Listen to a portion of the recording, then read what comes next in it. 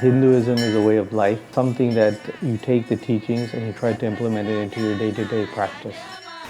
Pero nosotros creemos, el hinduismo creen que es un camino diferente, pero al final llegamos al mismo destino. Más de 125 años pueden haber de presencia hindú acá en Panamá. Yo quiero que ellos aprendan las cosas buenas que el hinduismo, la religión hindú tiene. Todos son bienvenidos a nuestra cultura.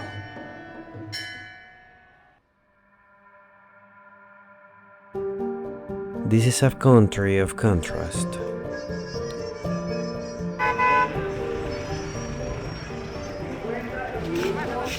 Old and new, it's side by side. This is a place you pass through or stay in forever. For centuries, it's been a crossroad, a stop for travelers, a home for dreamers. I'm here to meet some of the people who've made it theirs, people whose stories rarely get told.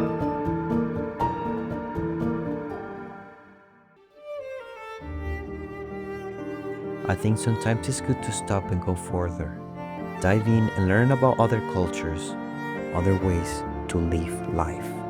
A conversation with a Swami, a spiritual master of Hinduism, give me a chance to understand a religion I know little or almost nothing about. So in Hinduism, the main principles, the first is that you believe in one single God. You believe in the Veds, right? You believe in reincarnation, and you believe in a guru-sishya relationship.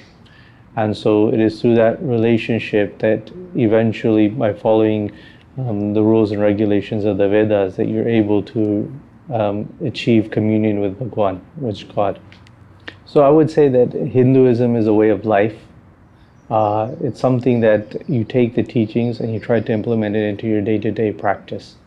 And so a typical day for a Hindu would be that he would wake up, and the first thing that he would wake up is he would take a shower, he would bathe, he would cleanse himself.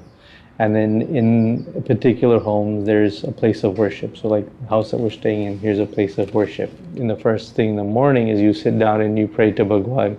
You just have an open conversation in your mansi as well, right? Anything that you want to pray for, anything that's some question in your mind, why is this happening? You know, you could ask anything. There's no restrictions, no limitations, you know, it's just you and God. So basically we have 5 vows that we abide by.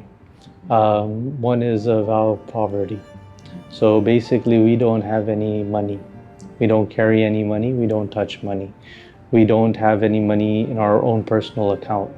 Everything that we do in life is taken care of by the organization, fellow devotees, they help us out, you know, and that's basically how we live our lives. This is our only possessions, is 2 clothes, sets of clothes, 1 dhoti and 1 gatariyu, right? Can you tell me a little bit about your story? Like, how did you start doing this? So I was born into the faith, and I was born in Canada, and I was raised in the United States of America. And so, you know, it's a typical American lifestyle. I go to school, play basketball, study, you know, enjoy everything with my friends and so forth. But it was in 1995 that, you know, my parents asked me that, you know, would you want to go and help build a mandir? So there was a mandir being built in London. And so they're like, do you want to help out and do some seva there? And so I had a choice, either to, you know, play my summer baseball or go and do seva and service. Like, oh my God, right. It's baseball, you know, my friends. So it was a choice.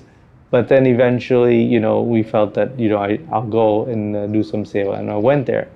And that was when I really understood that there is a different lifestyle with the traditional lifestyle of you grow old, get an education, get a job, get married, have children, get a house, right? And this was you know, an introduction to a different lifestyle. Whereas a Swami, you would be in devotion, you would be in service, you would be doing seva, you'd be doing bhakti, and at the same time you get to interact with many different individuals. And then from that day, it's just one of those things that you know that that was your calling, that was your destiny. And that's been like 22 years now. And so I've never doubted that decision, and I've enjoyed every single moment as a Swami.